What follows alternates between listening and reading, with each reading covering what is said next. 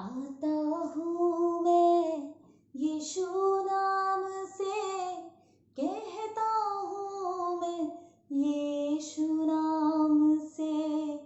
आता हूँ मैं यीशु नाम से, कहता हूँ मैं यीशु नाम से। मेरे सभी प्रिय भाई बहनों को, सभी जवानों को, हर एक को प्रभु यीशु मसीह के नाम में नमस्कार, सलाम, जय मसीह की। मैं प्रभु का धन्यवाद देती हूँ कि आज प्रभु ने ये मौका दिया, ये समय दिया है कि मैं आपके साथ परमेश्वर की कुछ बातों को, कुछ वचनों को बांट सकूँ। मैं प्रभु का धन्यवाद देती हूँ। आज का हमारा विषय है जागते रहना और तैयार रहना। आज का विषय है जागते रहने के लिए। ये समय है दोस्तों, आज के टाइम में ये लॉकडाउन का समय चल रहा है और 40 दिन से ऊपर हो चुके हैं, लेकिन आज भी हम अपने घरों में बंद हैं। ये कैसा समय है जो प्रभु ने हमें दिया है? ये हमारे लिए बहुत ही कीमती समय है। ये हमारे लिए बहुत ही अद्भुत समय है कि ये समय परमेश्वर ने हमें दिया है कि हम अपनी आत्मा को जगा लें। हमारी आत्मा जो वर्षों से, जो इतने सालों से सोई हुई थी, हम उस आत्मा को जगा लें। ये समय है हमारी आत्मा को जगाने का। दोस्तों, कैसा लगेगा कि अगर हम सोते रहें और मसीह आ जाए, जब मसीह का आगमन हो और हम सोते रहें। ये बहुत लंबा सोना हमारे लिए बहुत नुकसानदायक है। हमारी आत्मा को सोते रहना, ये हमारे लिए, हमारे प्राण के लिए ये जोखिम है। लेकिन हमें उससे बचना है, हमें अपनी आत्मा को तैयार करना है। हम कैसे मसीह के आगमन तक सोते रहेंगे?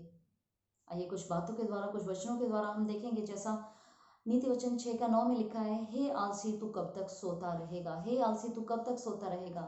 सच में जब हम मसीह में चलते रहते हैं, लेकिन उसके बाद भी हम आलसी हो जाते हैं। हम ये भूल जाते हैं कि हम अपनी एक दौड़ में हैं और हमें उस दौड़ को पूरा करना है। हमें अपनी दौड़ में चलना है, हमें उस दौड़ में दौड़ना है जिसमें कि हमें इनाम को पाना है।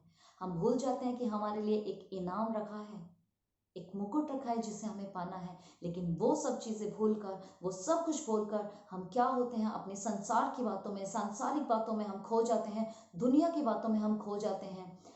हमें दुनिया की चकाचौंध में हमें वो सब कुछ अच्छा लगता है कि हाँ, यही हमारा जीवन है, ये सब कुछ हमें पाना है, हमें पैसा पाना है, हमें शोहरत पानी है, हमें सब कुछ पाना है, हमें ऊंचा नाम, बड़ा नाम चाहिए, बड़ा आदर चाहिए। लेकिन कैसा लगेगा कि जब न्याय सिंहासन के सामने यीशु मसीह अपने पिता से कहे कि पिता, मैं इन्हें नहीं जानता कि ये कौन है। उस वक्त हमारे पास सर झुकाकर शर्मिंदा होने के अलावा और पछताने के अलावा कुछ नहीं हुआ। तब हम सोचेंगे कि हम आखिर क्यों सोते रहे, हमारी आत्मा क्यों सोती रही और हमने क्यों उन मौकों को छोड़ दिया जबकि हम अपनी आत्मा को जगा सकते थे। देखिए, क्योंकि मसीह आने वाला है और ये हमारे लिए बहुत ज़्यादा कीमती समय चल रहा है। परमेश्वर ने ये सुंदर समय हमें दिया है कि हम इन दिनों में अकेले अपने अपने कमरों में बैठकर हम अकेले परमेश्वर की उपस्थिति में आ जाएं, प्रभु की उपस्थिति को महसूस करें। हम अपने जीवनों को परमेश्वर के आत्मा से, उसकी अग्नि से, उसकी सामर्थ्य से भर लें। ये समय है कि हम प्रभु के सामने पश्चाताप करें, अपने पापों को मान लें और उसके लिए अपनी आत्मा को जगा लें। भजन संहिता 57 उसकी 8वीं आयत में भजनकार कहता है, हे मेरी आत्मा जाग जा।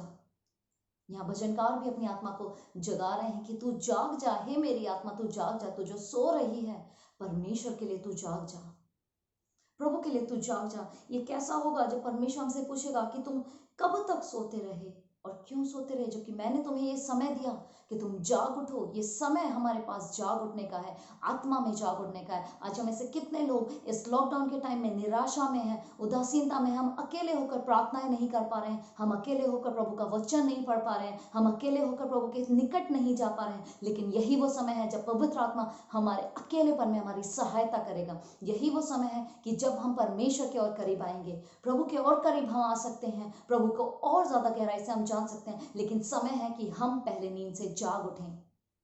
अगर हम नींद से नहीं जागे हैं तो हम कैसे दूसरों को नींद से जगा सकते हैं? समय है कि हम पहले जाग उठें, हमें पहले जाग उठना है। हमें कुछ भी तैयारी करने के लिए सबसे पहले जागना जरूरी है। अगर हम जागेंगे नहीं तो हम मसीह के आगमन तक तैयारी कैसे कर सकते हैं? हम कैसे उसके आगमन के लिए तैयार हो सकते हैं, हम कैसे उसके दुल्हन के रूप में तैयार हो सकते हैं जबकि मसीह आने वाला है। जब हम सोए हुए हैं, क्या परमेश्वर अपनी सोती हुई दुल्हन को ले जाना पसंद करेगा? क्या परमेश्वर पसंद करेगा कि जब हम तैयार नहीं हुए, उसकी दुल्हन तैयार नहीं है, तो क्या वो पसंद करेगा कि उस दुल्हन को ले जाए? दोस्तों, वो बहुत ही बुरा समय होगा, वो बहुत ही दुख का समय होगा जबकि परमेश्वर आएगा। और अगर हमारे कामों के कारण, हमारे सोने के कारण हम यहाँ रह जाएं, हमें यहाँ रहना नहीं है, हमें परमेश्वर के साथ, हमें यीशु के साथ जाना है, हमें अपनी आत्मा को तैयार करना है। और उस तैयारी को करने के लिए हमें सबसे पहले जागना जरूरी है। ये समय, ये बेहतरीन समय जो हमारे लिए परमेश्वर ने दिया है, ये कीमती समय दोस्तों, ये समय फिर से वापस नहीं आने वाला। हम चाहें भी तो भी ये समय वापस नहीं आएगा, लेकिन परमेश्वर ने ये समय हमें दिया है कि हम अपने इस समय को बर्बाद ना करें, हम अपने इस समय को बेकार ना करें, इस दुनिया की चीज़ों में लगाकर, संसार के कामों में लगाकर, इधर उधर के कामों में उलझाकर या खाने पीने की वस्तुओं में लगकर। प्रभु का वचन कहता है कि परमेश्वर का वचन खाने पीने में नहीं, लेकिन परमेश्वर का वचन, परमेश्वर का राज्य सामर्थ्य में है। प्रभु का राज्य उसकी सामर्थ्य में है। हमें उसकी सामर्थ को खोजना है, हमें यीशु को खोजना है। अगर हमने यीशु को नहीं खोजा, यीशु को नहीं पाया, तो हम कैसे यीशु के साथ जा सकते हैं? अब समय है मसीह लोगों, मसीह भाई बहनों, जवानों, कि आप जाग उठो।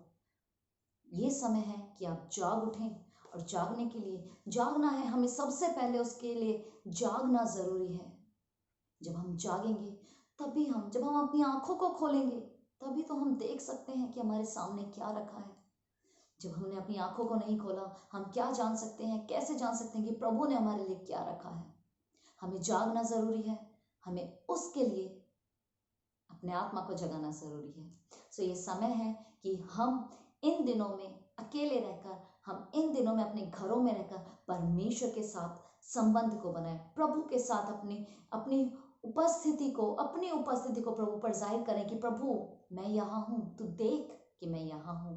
परमेश्वर, मैं आ गया हूँ, मैं आ गई हूँ प्रभु तेरे लिए। प्रभु जी, मैंने अपनी आत्मा को जगाया है प्रभु, तू देख कि मैं आ गई हूँ, मैं आ गया हूँ। तो मेरी आत्मा को जगा, मेरे जीवन में जो भी सोया हुआ है प्रभु जी, हर उस भाग को तू जगा। हम अपने जीवन को परमेश्वर को सौंपे, हम अपने जीवन को प्रभु को दें। प्रभु हमारी सहायता करे। परमेश्वर आपको इन बातों के द्वारा बहुत ऐसे आशीष दे। प्रभु इन बातों के द्वारा, इन वचनों के द्वारा प्रभु आपको उत्तेजित करे। परमेश्वर का आत्मा आपको उभारे कि आपकी आत्मा जगे और आप आत्मा में जीवित हो जाएं। परमेश्वर को मरी हुई नहीं, परमेश्वर को जीवित आत्मा की जरूरत है, और वो आत्मा आप में डाला है। परमेश्वर ने वो आत्मा आपको दिया है। अब वो समय है कि आप अपने आत्मा को जगाएं, उसके लिए मेहनत करें, उसके लिए दौड़ें, और अपनी दौड़ को वफादारी से पूरा करें, ताकि परमेश्वर कहे कि मेरे परमेश्वर के धन्य और वफादार लोगों, आओ और मेरे राज्य में भागी हो। प्रभु आपको बहुत ऐसे आशीष दे। इसे आगे का और ज़्यादा वचन, इसे आगे की और ज़्यादा बातें हम नेक्स्ट वीडियो में शेयर करेंगे। प्रभु और ज़्यादा आपके साथ बातें करें, प्रभु और ज़्यादा आपको लेकर चले, आशीष दें इन दिनों में। प्रभु आपके प्रार्थना में, आपको आपके जीवन में परमेश्वर पिता नई बातों से भरे, नई बातें करें, नए कामों को करें। प्रभु आपको और ज़्यादा प्रार्थना का जीवन दे, और ज़्यादा आत्मा का जीवन दे। सभी को प्रभु यीशु मसीह के नाम में जय मसीह।